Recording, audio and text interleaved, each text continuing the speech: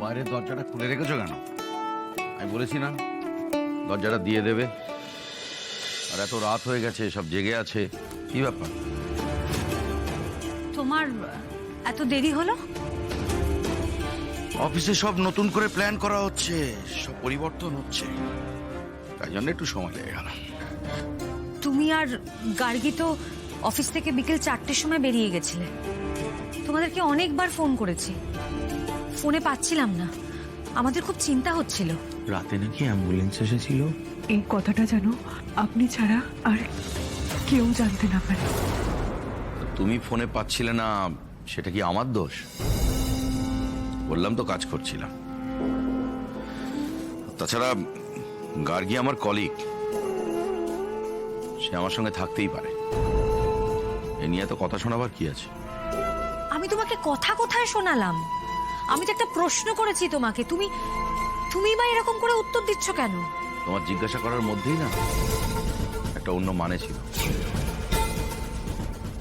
আর সকলেই শুনে নাও, এবার থেকে আমার বাড়িতে ফিরতে একটু লেটই হবে, এত ভাববে না। কেন?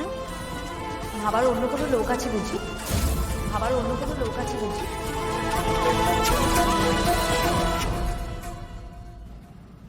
মানে মানে আবার কি? মানে আবার কি? একে তো রাত করে বাড়ি ফিরেছিস, তারপরে আবার এসেই শুনিয়ে দিলি যে তুই নাকি মাঝে মাঝে রাত করে এইভাবেই বাড়ি ফিরে। তুই খুব লায়ক হয়ে গেছিস নাকি? বাবা, একটাও কথা বলবি না। তোর জন্য বৌমা ভাববে না তো কে ভাববে? পাড়ার অন্য লোকে ভাববে? তোকে বৌমা অফিসে কতবার ফোন করেছে তুই জানিস? অফিস থেকে কোনো সাড়া শব্দ না পেয়ে শেষ পর্যন্ত বাধ্য হয়ে ও পবনকে ফোন করেছে। তা আমার ফোনে যদি চার্জ না থাকে সেটা কি আমার দোষ? পবন এসে আমাদেরকে বলল যে একটা ট্রাক একটা স্কুটারকে ধাক্কা মেরেছে, আর সেই স্কুটারটার রং হলুদ। এটা শোনার পর আমরা কেউ স্থির থাকতে পারিনি, চিন্তা হচ্ছিল আমাদের সবার। স্বামী ঠিক সময় মতো বাড়ি না ফিরলে তার স্ত্রীর কতটা চিন্তা হয় সেটা তোর কোনো জ্ঞানগম্যি আছে? অপদার্থ!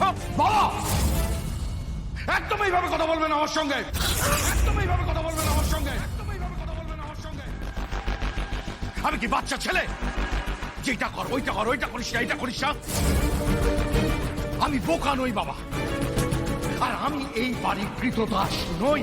আর আমি এই বাড়ির কৃতদাস নই। প্রত্যেক মানুষের একটা জীবন আছে,